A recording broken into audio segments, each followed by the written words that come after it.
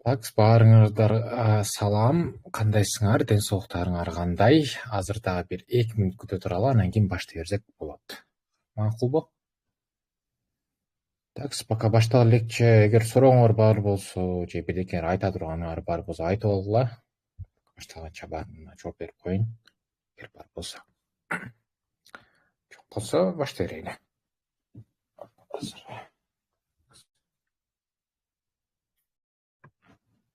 Так, все да бир жолу кандайсыңар? Анда эмесе баштай берели. Сетимден.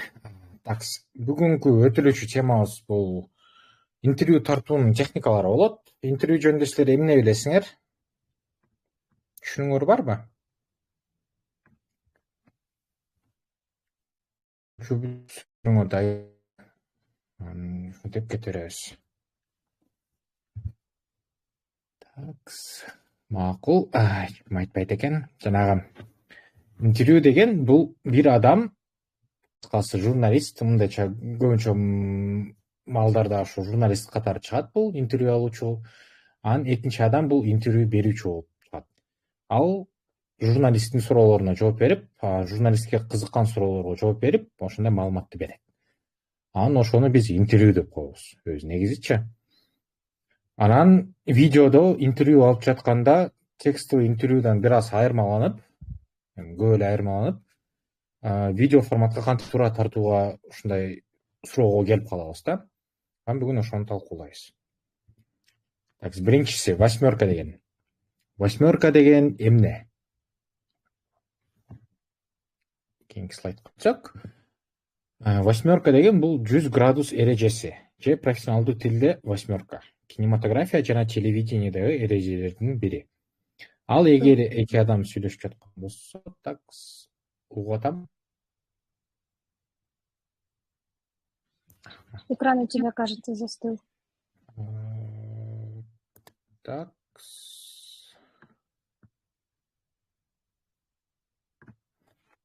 Сен күлүп атабы? Бизде көрүнбөй атат го эме сүрөттө. Сен көрүнбөй атабы? Кайра көрүнбөй калды го. Азыр.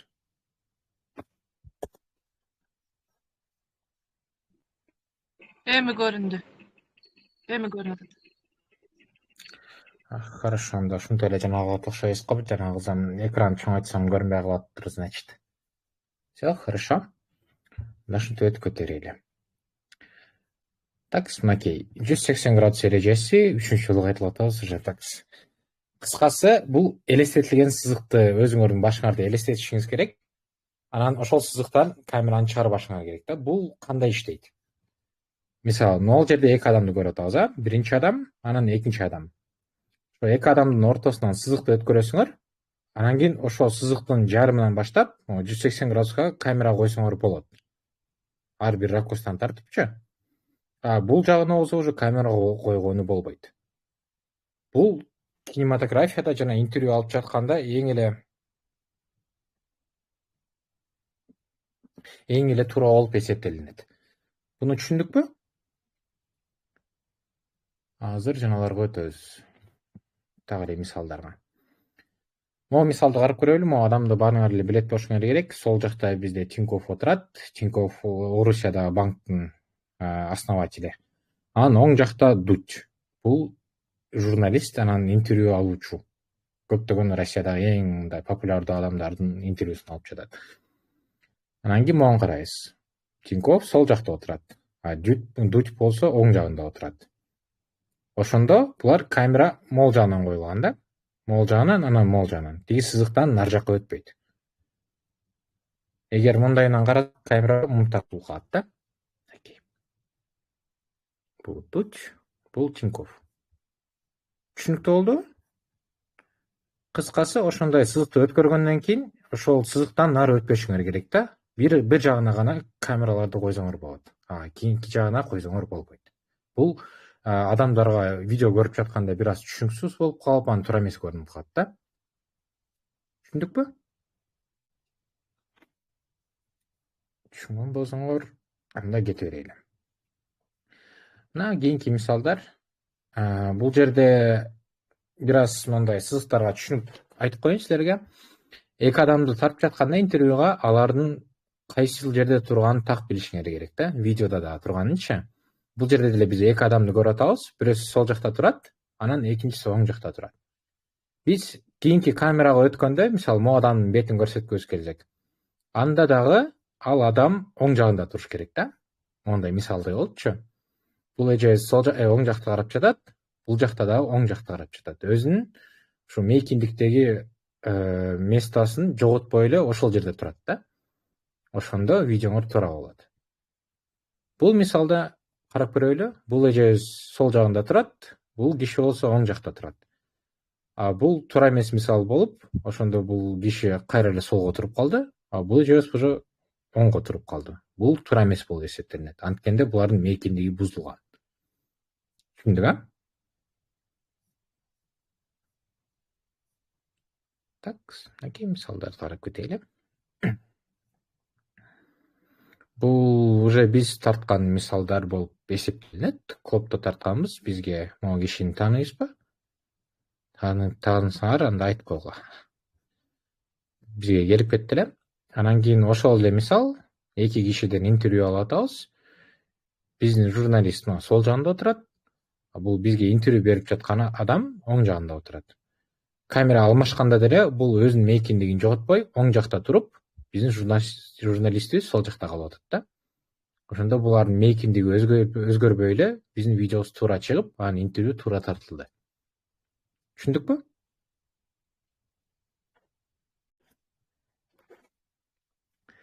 Так, макул, анда кийинкиге өтө берели. Бул менин эң эле жакшы көргөн эрежем болуп эсептелинет. Бул кулак эрежеси деп коебуз. Бул эмнени түшүндүрөт? Кандай ойлойсуңар?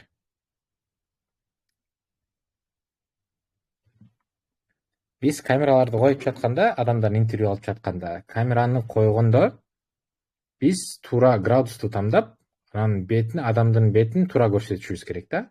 Могу мисалда биз көрүп жатканыбыз бир аз градусун чоң кылып койгон, 30 градуска приблизительно.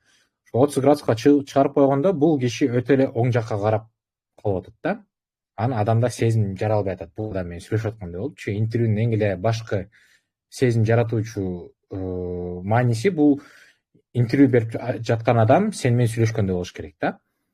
Бул мисалда камера бир аз нарыраак туруп калган үчүн адамыбыз өтө оң жакка карап калып атат да. Анан бизде сезим чыкпай атат. Бул адам биз менен сүйлөшүп аткандай болгонучу. Бул жерде причем дегендей, кулак мисалы причем деп суразак, могу карап коелу. Туура тартылган интервью видеосу адамдын эки кулагын деле көрсөтөт да. Биринчи кулагы так көрүнүш керек, анан экинчи кулагы жарымы көрүнүш керек да. Ошондо интервьюнун адамдын бетин туура көрсөткөн болобуз да. Бул мисалда мына бир эле кулагы көрсөтүлүп калып атат, экинчи кулагы көрүнбөй калып атат да. Бул туура мисал. Ошол эле видеодо кийинки мисалда ушундай көрсөтүп атат да бизгечи. Мынакей бир кулагы көрүнүп атат, экинчи кулагы мынакей ичине көрүнүп жатат. Көрдүңөрбү? Анан могу бетин карасаңар эми. Бир кулагы көрсөтүлүп калып атканда адам өтө эле оң жакка карап калып атат.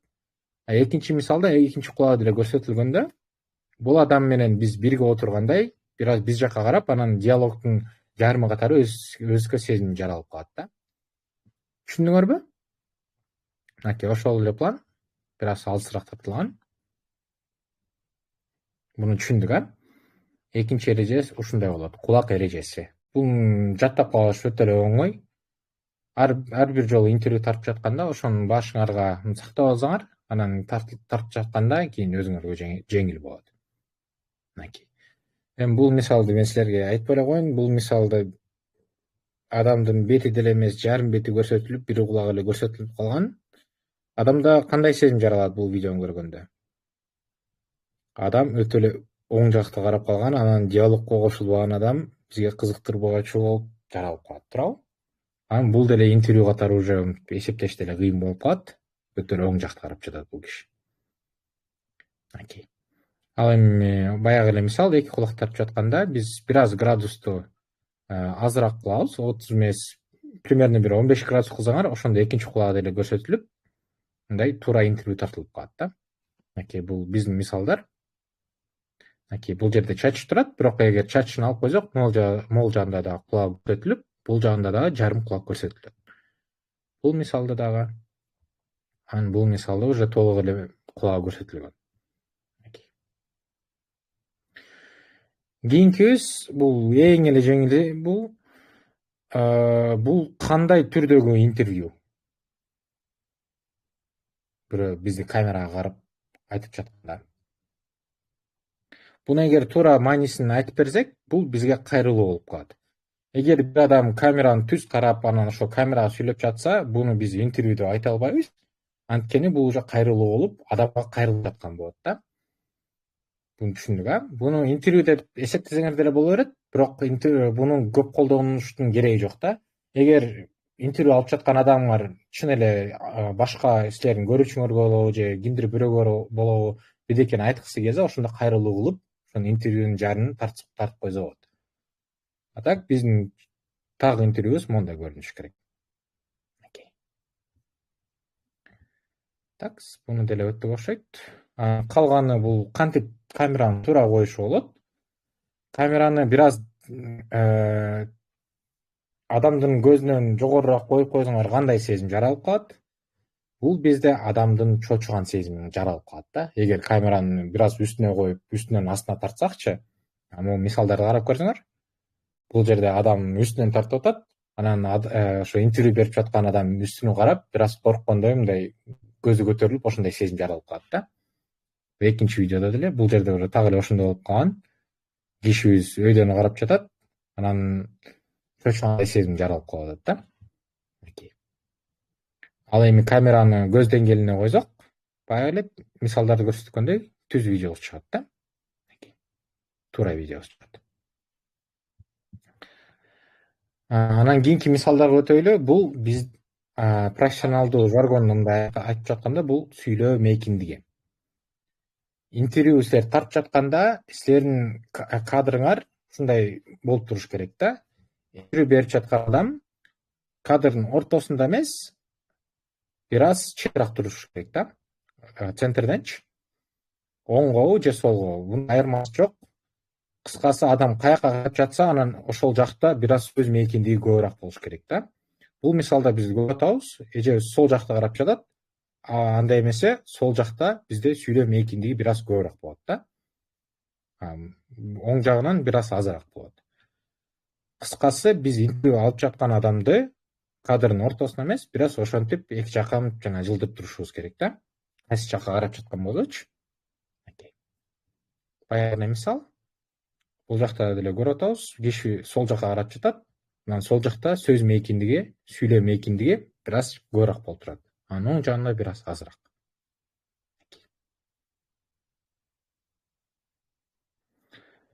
Так, анан акыркы темабызга өтсөк, бул арткы фон дайыма кызыктуураак деп коем. Карап алууга. Бул сүрөттө эмне күркмүшсү, интервью алып жаткан адам фонун артындагы фонун карабай, бул жакта бизде сезим жаралып калып атат да. Биздин кемпирибиздин эки кулагы бардайчы. Силерге тагыраак көрүнүшүн мындай кылып кесип койдум. Эгер ушундай карасак, ушундай болуп калат да. Ошого интервью алып жатканда дайыма фонду карап отурууга, фонуңарда эмне болуп жатат, кандайдыр бир өзгөрүү болуп жатканын постоянно карап турушуңар керек.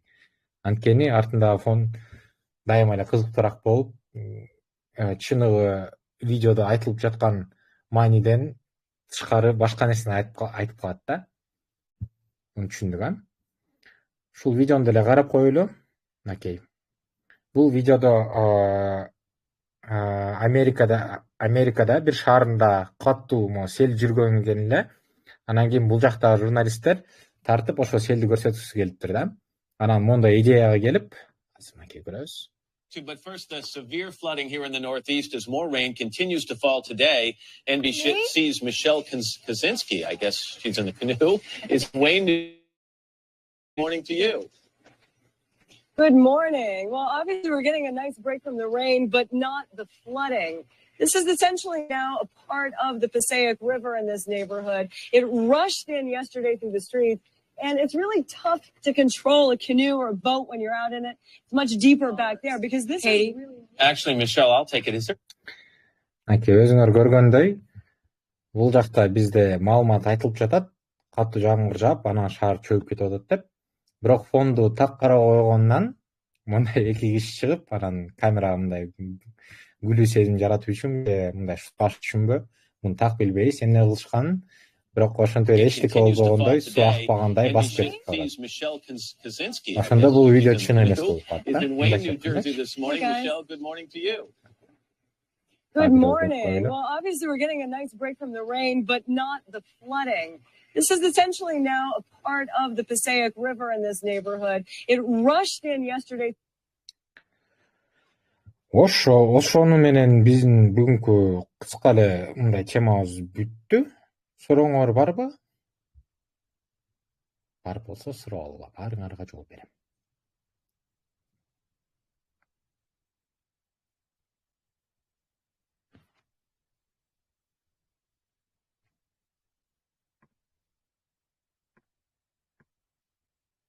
Суроо барбы бирөө жанында? Эгер жок болсо, тарап кете берсек болот. Бүгүнкү сабагыбыз бүтөт.